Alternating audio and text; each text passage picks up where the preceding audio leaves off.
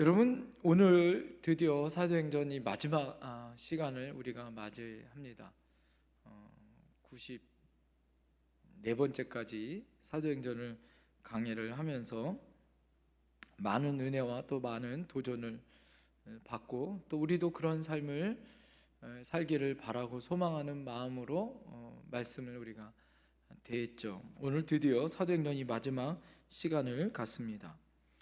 부활하신 주님께서 하늘 보좌에 이제 올라가시는 그런 승천을 앞에 놓고 마지막 제자들에게 유언처럼 말씀하셨던 말씀이 사도행전 1장 8절 말씀이죠. 오직 성령이 너희에게 임하시면 너희가 권능을 받고 온 예루살렘과 온 유다와 사마리아와 땅끝까지 이르러 내 증인이 되리라 하는 이 말씀. 예수님께서 복음을 예루살렘으로 시작하여 땅끝까지 전하기를 바라고 소망하는 그 사명을 제자들과 또 우리들에게 맡기셨다라는 것이죠. 사도행전을 보면 신약의 유일한 역사서로 예수님 이후에 사도들이 어떻게 복음이 이 땅끝까지 전하여지는가에 대한 여정이 기록되어 있습니다.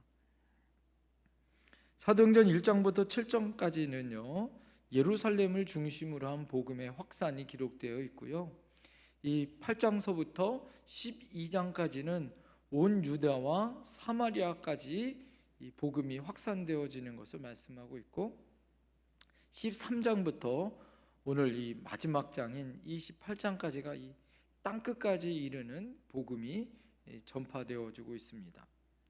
특별히 13장서부터는 바울의 선교 여정이 기록되어 있어서 1차, 2차, 3차에 걸쳐서 그가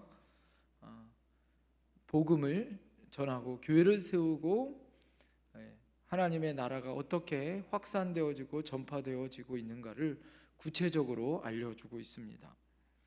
바울은 자신이 받은 사명에 대해서 사도행전 13장 47절에 이렇게 이야기합니다. 주께서 이같이 우리에게 명하시되 내가 너를 이방의 빛으로 삼아 너로 땅끝까지 구원하게 하리라. 여러분, 하나님께서 특별히 예수님을 믿었던 제자들, 또 초대교회에 그렇게 순교의 믿음을 가지고 있었던 그 믿음의 사람들을 가장 많이 핍박했었던 그 앞장섰던 바울을 변화시켜요.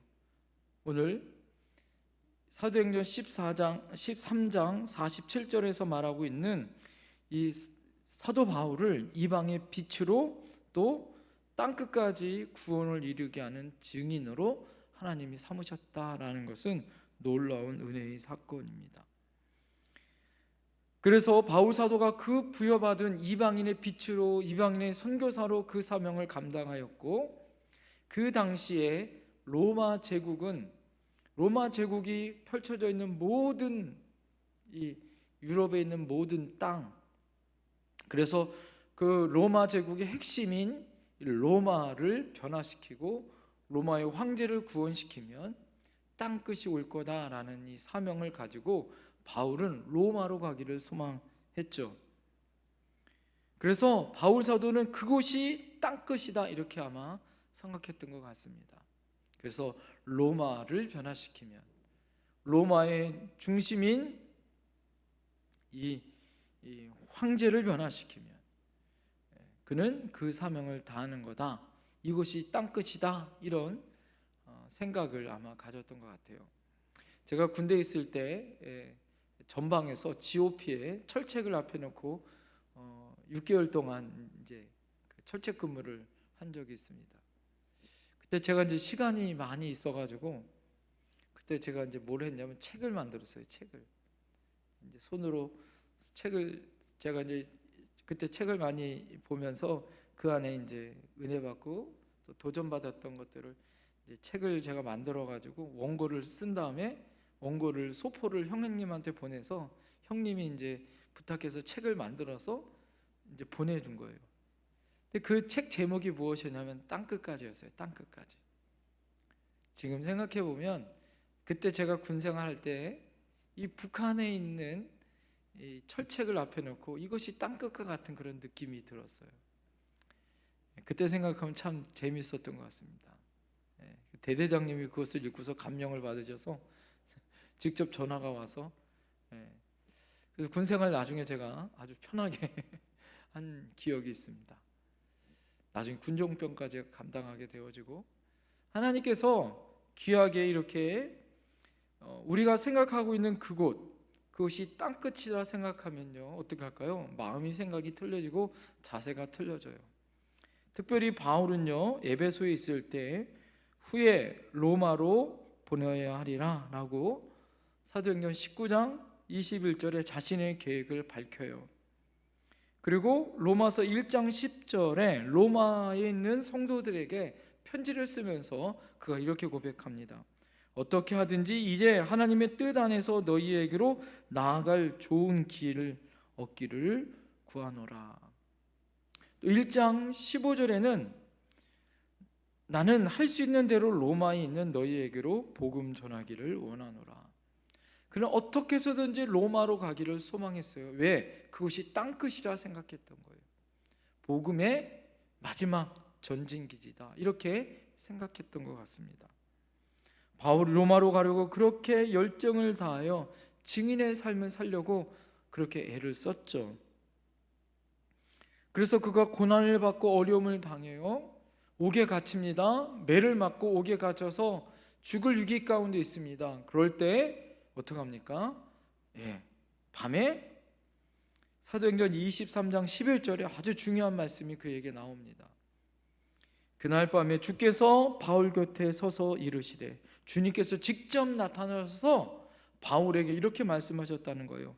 담대하라, 내가 예루살렘에서 나의 일을 증언하는 것 같이 로마에서도 증언하여 하리라. 여기서 여러분 담대하라는 이 말씀과 오늘 본문의 마지막 우리가 사도행전 마지막 31절에 이 담대하라는 말이 똑같더라고요. 그러니까 예수님이 주셨던 그 담대하라는 말씀을 가지고 마지막 바울이 로마서 마지막 28장 31절의 말씀을 담대하여 그가 그리스도의 복음을 거침없이 전하고 가르치는 그런 하나님의 사역을 감당하였다라는 거예요. 그 힘이 어디서 비롯됐냐? 오늘 그 힘은 그가 고난에 빠지고 옥에 갇히고 죽을 수밖에 없는 그런 상황 가운데 있을 때 주님께서 나타나셔서 그에게 주신 말씀이더라라는 거예요. 담대하라, 내가 예루살렘에서 이 일을 증언한 것 같이 너는 이곳에서 죽을 것이 아니라 너는 로마로 가서 땅끝인 너가 생각하는 그 땅끝인 로마로 가서 복음을 전할 기회가 될 거다라고 담대하라는 용기를 북돋아 주더라라는 거예요. 그래서 그는 어떻게 합니까? 끝까지 그 사명을 감당하기 위해 애를 쓰죠. 여러분, 그러나 그 길이 쉬웠나요? 우리가 잘 알듯이 쉽지 않았습니다. 로마로 여러분 어떻게 가죠? 그는 죄수의 몸으로 억울하지만 그가 로마의 시민권을 가져서 황제에게 상소함으로 그가 로마로 죄수의 몸으로 끌려갑니다. 죄수의 몸으로 끌려가지만 가는 길이 평탄했나요? 유라굴로 광풍으로 인하여 죽을 위기에 빠지죠. 겨우 살아나서 섬으로 도착하지만 그곳에서 독사에 물려 죽을 위기 가운데 빠지죠. 로마로 들어갈 때는 어떻게 들어갑니까? 개선장군처럼 선교사로 좀 편하게 좋게 그렇게 펼쳐진 인생이 아니에요. 오히려 어떻게 해요? 우울하고 암울하고 어쩜 이렇게 힘들고 어렵게 죄수의 몸으로 로마로 들어갑니까? 그렇게 땅끝이라고 소망하고 바랬던 그 길이 죄수의 몸으로 들어가는 거예요. 여러분, 이것이 얼마나 안타까운가요? 저는 이것을 보면서 제가 여러분들 십자가의 길, 바울이 갔었던 로마의 길을 이렇게 지금 비교를 하면서 생각을 해봤는데, 예수님도 죄수의 몸으로 십자가의 길을 걸었고 바울도 죄수의 몸으로 로마로 걸어갔다. 여러분, 우리 안에 우리가 걸어가야 될 그 길은요, 어떻게 생각하면 정말 힘들고 어려운 길일 수 있습니다. 누가 가지 않고 힘들고 어려웠던 그 길을 우리가 걸어가는 것일 수 있어요. 여러분, 그럴 때 이 바울은 어떤 마음으로 로마로 갔을까? 로마에 갔을 때 이 바울의 심정은 어떻겠을까? 또 오늘 바울이 우리에게 준 마지막 이 비전과 도전, 담대하게 그리스도의 복음을 그가 전하고 가르치고 그랬었던 그 바울의 모습을 상상해 봅니다. 로마에 가서 그는 2년 동안이나 가택연금 상태로 하루 종일 24시간 로마 병의 군사에 뭐예요? 감시를 받아야 해요. 자유롭지 못합니다. 오는 사람, 찾아오는 사람은 그가 맞이할 수 있지만 자기 마음대로 다니면서 무엇을 할 수 있는 그런 환경은 아니에요. 그런 힘들고 어려운 상황에 있으면서도 그는 따라합니다. 최선을 다해 복음을 전했다. 이게 바울의 마지막 삶이었다라는 거예요. 그런 최선을 다하여 복음을 전하는 삶을 살았다라는 거예요. 28장 23절에 보면 바울이 아침부터 저녁까지 강론하여 하나님의 나라를 증언하고 모세의 율법과 선지자의 말을 가지고 예수에 대하여 권하더라. 여러분, 이 말씀을 이렇게 상상하고 생각해 보면서 바울이 2년 동안 셋집에서 가택연금 상태에서 많은 사람이 자기를 찾아올 때마다 그는 아침부터 저녁까지 강론하였다. 이 말은 뭐냐면 하나님의 말씀을 전하였다. 자기가 경험했었던 은혜, 자기가 1차, 2차, 3차 그리고 다메섹 도상에서 구원받고 예수님을 직접 만났고 죽을 위기 가운데 사명을 주어서 그가 로마로 가서 복음을 증언하겠다라고 말씀하셨던 그 약속의 말씀이 이루어졌고, 그 이루어지는 과정 가운데 풍랑을 만났고 풍랑에서 한 사람도 다치지 않고 하나님의 은혜 가운데 이렇게 돌아왔던 신앙의 모든 여정을 아침부터 저녁까지 이야기할 수 있을 정도로 그는 뭐예요? 풍성했다라는 거예요. 이게 은혜가 있더라는 거예요. 여러분, 아침부터 저녁까지 누구를 만나든 예수님의 이야기만 할 수 있습니까? 예수님의 복음의 이야기를 여러분 전할 수 있을까요? 그런 실력과 그런 간증과 그런 은혜의 경험이 우리에게 있어야 할 줄 믿습니다. 만나는 사람에게 아침부터 저녁까지 여러분 복음을 전했던 이 열정을 전할 수 있으면 얼마나 큰 믿음의 사람일까.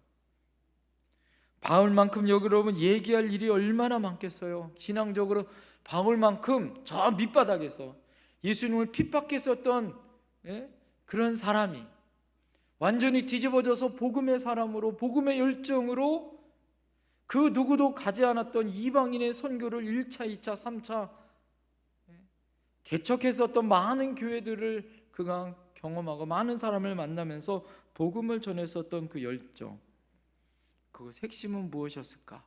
생각해 보니까 고린도전서 15장 10절 말씀 같아요. 내가 나의 나된 것은 하나님의 은혜로 된 것이니 내게 주신 그 은혜가 헛되지 아니하여 내가 모든 사도보다 더 많이 수고하였으나 내가 한 것이 아니요 오직 나와 함께 하신 하나님의 뭐라? 은혜더라. 여러분, 그가 말했던 모든 것이 나의 나된 것은 하나님의 은혜로 된 것이다 라는 거예요. 그 은혜를 고백하고 있었다라는 거예요. 아침부터 저녁까지 자신이 주셨던, 자신이 받았던 하나님의 은혜를 말하는 거예요. 여러분, 이거만큼 큰 능력과 권세에 있는 말씀이 어디 있겠어요? 어떤 사람은요 하루 종일 돈 이야기만 하는 사람도 있어요. 네? 어떤 사람은 하루 종일 남편 흉만 보는 사람이 있어요. 네? 어떤 사람은요 하루 종일 나는 뭐가 먹고 싶고 뭐가 먹고 싶고 뭐가 먹고 싶고 먹고 싶은 이야기만 해요. 밥 먹을 때도 뭐예요? 또 더 맛있는 데 가서 먹고 싶은 이야기 합니다. 어떤 사람은 증오와 저주, 불신과 근심의 말을 하루 종일 하는 사람들도 있어요. 어떤 사람은 남 흉보고 남 흠집내고 그럴 때는요 시간 가는 줄 모르죠. 그렇게 하루 종일 보내는 사람들도 있어요. 시편 기자가 시편 35편 28절에 이렇게 얘기합니다. 나의 혀가 주의 의로 말하며 종일토록 주를 찬송하리이다. 여러분, 시편 기자는 하루 종일 내가 하나님을 찬양하는 입술로 내가 주님을 찬양한다라고 고백합니다. 사랑하는 성도님들, 우리가 하나님 앞에 하루 종일 이렇게 하나님 앞에 찬양하는 입술 되길 소망합니다. 시편 86편 3절에 보면 주여 내가 은혜를 베푸소서, 내게 은혜를 베푸소서, 내가 종일 주께 부르짖나이다. 내가 종일 주께 부르짖어 기도하는 거예요. 사랑하는 성도님, 우리에게 이런 하나님의 은혜로 종일 하나님 앞에 부르짖어 기도할 수 있는 입술이 되길 소망합니다. 또 시편 119편 97절에 보니까 내가 주의 법을 어찌 그리 사랑하는지요, 내가 그것을 종일 작은 소리로 읊조리나이다. 주의 법, 다시 말해서 하나님의 말씀을 내가 하루 종일 읊조린다는 말은 뭐냐면 묵상한다, 되새긴다라는 거예요. 하나님의 말씀을 하루 종일 되새기고 묵상하고 또 되새긴다라는 거예요.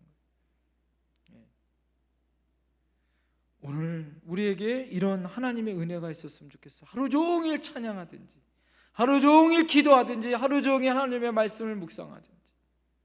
이것은 뭐예요? 내가가 아니에요. 내가가 아니라 주님한테 나의 시간을 맡기고 주님과 함께 동행하는 거다라는 거예요. 아침부터 저녁까지 종일 하나님의 마음으로 사는 것. 그래서 하나님을 찬양하고 하나님께 기도하고 하나님 말씀을 읊조리는 것.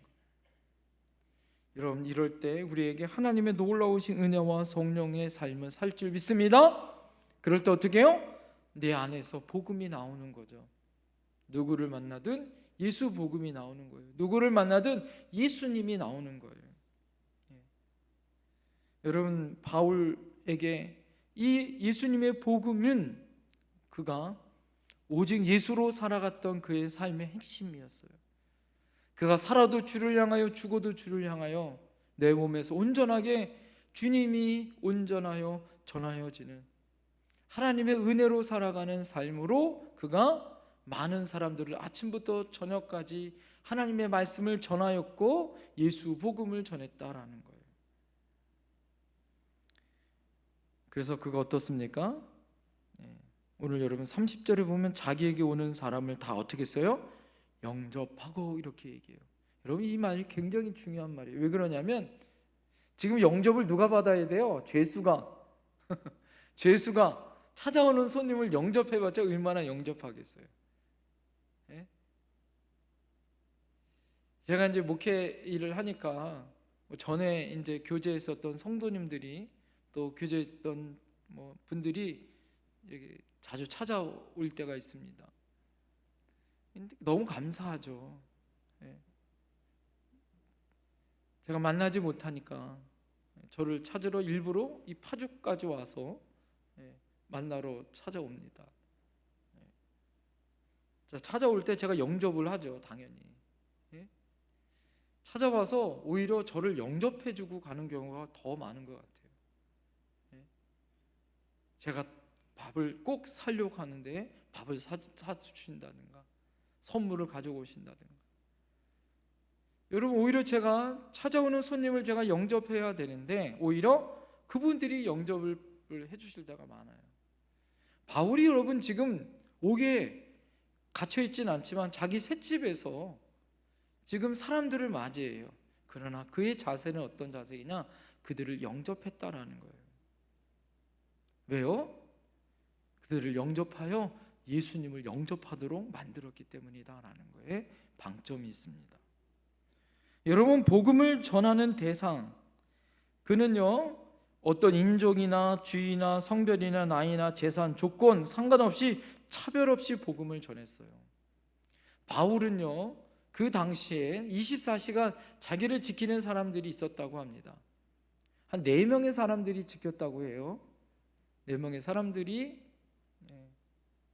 한 4시간씩 근무를 섰다고 합니다. 그러니까 여러분, 그 사람들이 그 바울에게 계속 만나면서 바울에게 2년 동안 복음을 얼마나 많이 들었을까요? 찾아온 사람들에게 바울이 이야기했었던 그 복음을 옆에서 얼마나 많이 들었을까요? 예? 여러분, 우리가 만나는 모든 사람에게 우리는 구별 없이 차별 없이 예수님을 증거할 수 있어야 할 줄 믿습니다. 그들을 예수님 영접할 수 있도록 우리가 영접해 줘야 되는 거예요. 바울은 하나님의 나라를 전파하며 주 예수 그리스도에 관한 모든 것을 담대하게 거침없이 가르치더라. 여러분, 이것이 오늘 마지막 사도행전 마지막 말씀이에요. 하나님의 나라를 전파할 때 그가 어떻게 했어요? 담대하게 거침없이 가르쳤다. 그를 24시간 로마 병정들이 그를 지키고 수상한 짓 하면 어떻게 될지도 모르는 그런, 언제 죽을지 모르는 그런 상황이었지만 바울은 어떻게 했다고요? 담대하게. 왜요? 예수님이 그에게 허락하셨던, 그에게 환상 가운데 너는 예루살렘에서뿐만 아니라 로마에 가서도 복음을 증거하겠다라는 이 말씀의 약속을 믿고 담대하게 거침없이 복음을 전하고 가르치는 사역을 했다라는 거예요. 사도행전에 보면 이 담대하게라는 말이 12번이 나옵니다. 12번. 어떤 위력이나 위험이나 권세 앞에서도 두려움 없이 복음을 전하는 자세를 이 담대하게라는 말로 말씀하고 있어요. 여러분, 거침없이라는 말이 뭐예요? 옛날에 거침없이 하이킥이라는 시티콤이 있었는데, 거침없다라는 말은 아무런 방해도 받지 않고 하는 행동을 말하는 거예요. 복음을 전할 때 여러분, 우리가 어떻습니까? 담대하게 거침없이 전할 수 있는 그런 용기가 있어야 돼요. 왜요? 내 안에 예수님이 계시기 때문에. 지금은 뭐예요? 바울의 환경은 죄수예요. 신분은, 환경은 옥에 갇혀 있는 것은 아니지만 셋집에 갇혀서 지금 로마 병정들이 지켜요. 좋은 환경인가요? 그렇지 않아요. 그러나 그는 담대하게 거침없이 예수님을 전합니다. 시편 31편 24절에 보면 하나님을 바라는 너희들아 강하고 담대하라. 요한복음 16장 33절에 세상에서는 너희가 환난을 당하나 담대하라, 내가 세상을 이겼노라. 여러분, 예수님은 세상을 이기셨습니다. 할렐루야. 죽음도 이기시고 부활하신 줄 믿습니다. 여러분, 그 이기신 주님이 우리와 함께하고 있는 거예요. 우리가 힘이 세고 돈이 많아서 높은 자리에 앉아 있어서 담대한 것이 아니라 예수님이 나와 함께하고 있고 예수님이 나를 지키시고 지금도 나와 함께하기 때문에 내가 담대할 수 있는 거다라는 거예요.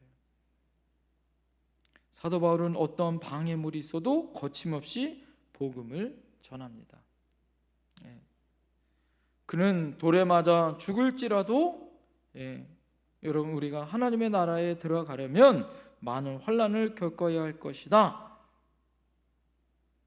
이것에 대한 그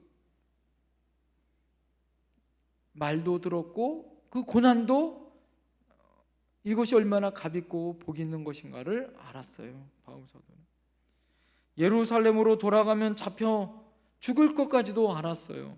그래서 사도행전 21장 13절에 나는 주 예수의 이름을 위하여 결박당할 뿐 아니라 예루살렘에서 죽을 것을 각오하였노라. 그래서 예루살렘에서 죽을 각오를 하여 예루살렘으로 갔어요. 갔는데 잡혔잖아요. 정말 죽을 위기 가운데 있을 때, 여러분 아까 말씀드린 것처럼 그때 예수님이 환상 가운데 그를 향하여 너는 예루살렘에서뿐만 아니라 로마로 가서 복음을 전할 거라는 비전과 그 사명을 불어넣어 나는 이곳에서 죽지 않는구나, 로마로 가서 복음을 전하겠다라는 그런 확실한 믿음을 가졌다라는 거예요. 그래서 그는요 땅 끝까지 이르러 증인의 삶을 살 수 있었다라는 거예요. 그 힘이 어디 있어요? 예수님이 나와 함께 한다는 그 확실한 믿음으로 담대할 수 있어요. 여러분, 우리가 이 세상을 살아가면서 따라합니다. 담대하게 거침없이 살자. 할렐루야. 세상에서 여러분 누가 여러분에게 뭐라 그러겠어요? 여러분에게 돈 없다고 누가 뭐라 그럽니까? 힘 없다고 누가 뭐라 그래요? 권세 없다고 여러분 누가 뭐라 그럽니까? 여러분 꿀리지 마십시오. 우리 안에 예수님이 내 안에 계셔서 담대하고 거침없이 복음을 전해야 할 줄 믿습니다.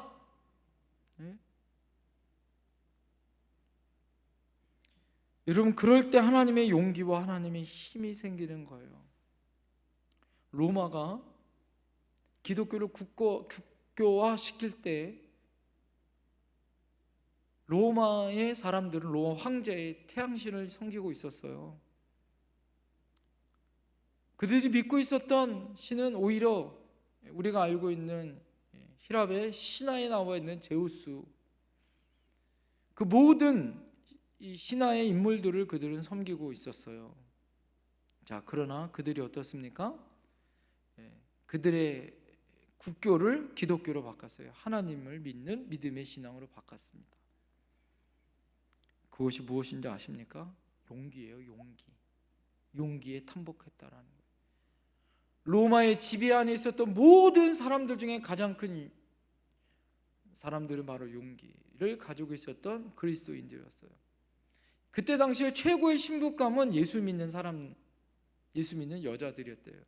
육체적인 순결뿐만 아니라 그들은 갖은 핍박과 고난과 어려움 가운데 있을 때 사자들의 밥 가운데 있었고 십자가에 못 박아도 그들은 담대하고 거침이 없었다고 합니다.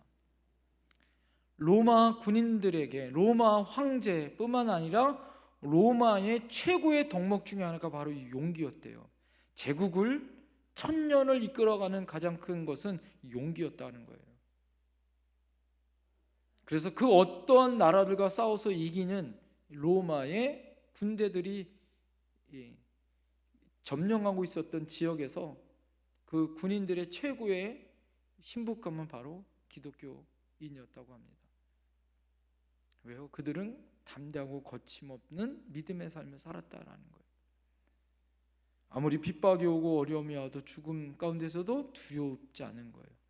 자기네들은 전쟁에 나가서 벌벌벌 떠는데 이들은 죽음 앞에서도 두렵지 않은 그 믿음의 삶, 고귀한 그들의 믿음의 삶, 이 담대하고 거침없었던 그 믿음의 삶이 로마서에 오늘 말하고 있는 이 바울이 말했던 그 복음이 핵심이 나중에 로마를 우리가 알고 있었던 기독교 국가로 바뀌는 놀라운 역사를 만들어요. 여러분, 바울 사도처럼 여러분 우리가 어떻게 살아야 할까요? 이 세상에 담대하게 거침없이 복음을 전하는 삶을 살아야 할 줄 믿습니다. 우리 아이들이 지금 일본에 가서 복음을 전하고 이제 내일 드디어 돌아옵니다. 내일 11시에 오전에 이제 돌아오는데 아이들에게 여러분 우리가 남겨줘야 될 것이 무엇이 있을까요?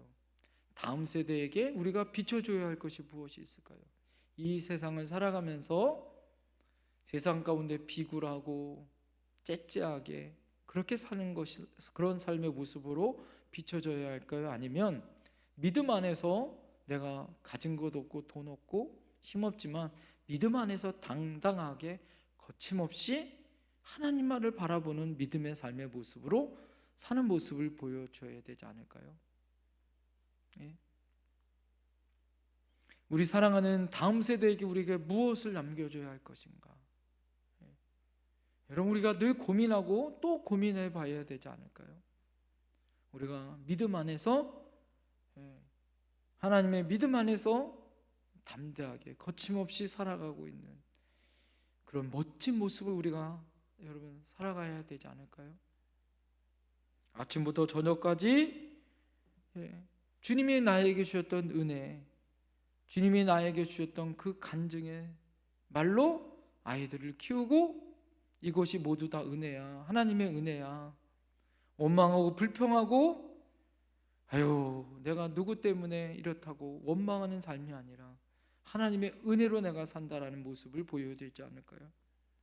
만나는 모든 사람에게 내가 주님 은혜 안에 사는 것이 얼마나 감사한 것인지, 내 형편은 이렇고 내 상황은 이렇지만 나는 그래도 감사해, 나는 그래도 이렇게 하나님의 은혜로 사는 것이 얼마나 감사한지 몰라라고 여러분 그렇게 담대하게 전할 수 있어야 되지 않을까요?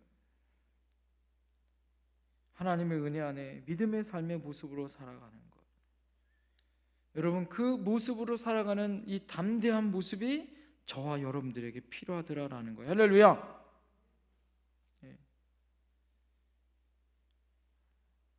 여러분 그래서 오늘 말씀의 제목을 사도행전 29장을 쓰자라는 말씀의 제목을 만들었어요. 사도행전 저는 28장으로 끝나요. 그러나 저와 여러분들이 사도행전 29장을 써가야 하는 거예요. 사도행전 28장으로 끝납니다. 어떻게 보면 바울 사도의 마지막 장면, 이 죽음의 모습, 그가 순교하여 목이 잘리는, 단두대에서 목이 잘려 죽는 그것으로 끝나야 하는 그런 상황. 여러분 그런 상황이 있을지라도 바울 사도가 어떻게 해요? 하나님의 은혜 안에 믿음을 지키는 모습으로 끝나야 하는데, 이 사도행전은요 열린 엔딩으로 끝납니다. 이것은 무엇이냐? 우리가 사도행전 29장을 써가야 될 책임이 있다라는 거예요. 어떻게? 따라합니다. 담대하게 거침없이 사도행전 29장을 써가야 해요. 여러분 우리에게 이 사도행전 29장이 남겨져 있다라는 거예요. 저희 교회가 이제 50주년을 맞이합니다. 우리가 48주년을 맞이하잖아요. 그 2년 후면 이제는 정말 50주년을 우리가 맞이해요. 50주년 동안 하나님께서 50년 동안에 우리 교회에 사도행전을 만드셨을 거예요. 교회마다 보통 역사책을 만들죠. 그 역사책 가운데 나는 어떤 부분을 차지하고 있는지, 또 나는 하나님의 나라에서 어떤 부분을 지금까지 써가고 있는지 우리가 한번 돌아봐야 하는 거죠. 여러분 내 인생에서 하나님의 은혜로 이 사도행전 29장을 써가야 하는 거예요. 그러다가 여러분 우리 안에 지칠 때도 있죠. 넘어질 때도 있죠. 상처받을 때도 있죠. 어려울 때도 있죠. 그럴 때 하나님이 정말 원하는 사도행전 29장은 무엇일까요? 장영희 교수님이 그녀의 유작으로 썼었던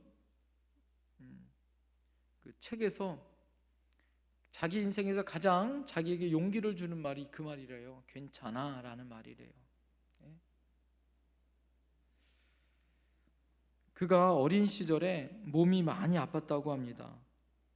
그래서 친구들이 막 놀리고 자기를 왕따시키고 막 서운하게 하고 막 놀리고 도망갈 때 지나가는 그 당시에 엿장수 아저씨가 자기를 보면서 그랬대요. 장영희 교수에게 괜찮아 이런 말을 했대요. 그때 이 교수님에게는 인생에서 가장 큰 위로가 됐다라는 거예요. 여러분 우리가 사도행전 29장을 써 가다가 우리가 지쳐 이렇게 넘어질 때도 있어요. 서러움을 당할 때도 있어요. 그럴 때 우리에게 필요한 말이 바로 이 말이다라는 거예요. 괜찮아. 2002년 4강 월드컵 4강 때 우리가 월드컵 4강에서 졌잖아요. 그랬을 때 휘슬이 울리는 마지막 휘슬이 울려서 우리나라가 패했잖아요. 그랬을 때 온 거기에 있는 관중들과 온 국민들이 경기장에 있는 정말 혈투를 했었던 그 선수들에게 외쳤던 말이 있어요. 괜찮아, 괜찮아. 고등학교에 골든벨이라는 그런 퀴즈 프로그램이 있습니다. 마지막 다 떨어지고 혼자 남았어요. 그런데 마지막 50번째 마지막 문제를 딱 풀면 이제 장원이 되는데 마지막 문제에서 애석하게 문제를 못 풀었어요. 장원이 못 됐습니다. 자, 그랬을 때 그 학교에 있는 모든 아이들이 외칩니다. 괜찮아, 괜찮아. 사랑하는 성도님들, 우리가 이 땅에 살아가면서 사도행전 29장을 담대하게 거침없이 하나님의 복음을 전하면서 힘차게 우리가 나가요. 그러다가 실패하고 넘어지고 상처받고 또 넘어져요. 여러분, 그래도 주님이 우리에게 뭐라고 말씀하실까요? 너 왜 그것밖에 못했냐고, 너 왜 그것밖에 못했냐고 책망하실까요? 그렇지 않습니다. 여러분, 내 안에 계신 성령님이 그럴 때마다 뭐라고 얘기하세요? 괜찮아, 괜찮아, 이렇게 격려하실 거다라는 거예요. 여러분, 남은 우리 사도행전 29장을 저와 여러분들이 주님 오신 그날까지 우리 다음 세대들이 끊임없이 우리 교회가 이 땅과 열방과 통일을 준비하고 열방에서 복음을 전할 위대한 하나님의 일꾼을 만들어가고 그 사명을 감당해야 돼요. 그럴 때 실패도 있겠죠. 넘어질 때도 있겠죠. 상처도 있겠죠. 여러분, 그럴 때마다 주님이 우리에게 괜찮다고 격려하시는 거예요. 실패한 제자들에게 찾아오셔서 조반을 먹이시고 다시 사명과 비전을 주셨던 주님이 우리에게 찾아와서 힘들고 또 넘어져 있는 우리들에게 말씀하고 계셔요. 괜찮다고. 다시 한번 사도행전 29장을 쓰라고 우리에게 용기를 주십니다. 여러분, 오늘 이 저녁에 그 주님의 음성을 듣고 일어서는 저와 여러분들이 되길 원합니다. 소망합니다. 여러분, 괜찮아요. 괜찮아요. 제가 목회하면서 힘들 때도 있죠. 마음 아플 때도 많습니다. 그럴 때마다 주님 앞에 기도할 때마다 주님이 어김없이 찾아와서 그래도 괜찮다고, 내가 너만 안다고 어루만져 주시는 그런 하나님의 놀라운 위로하심이 있어요. 여러분, 세상이 줄 수 없는 그 놀라우신 하나님의 위대하심으로 우리는 따라합니다. 담대하게 거침없이 일어납시다. 담대하게 거침없이 복음을 전합시다. 할렐루야. 그렇게 복음을 전하는 거예요. 여러분, 저와 함께 용기 있게 일어나서 하나님의 은혜 가운데 그 우리가 써가야 할 사도행전 29장을 멋지게 써가시는 저와 여러분들이 해야 할 줄 믿습니다. 기도하겠습니다.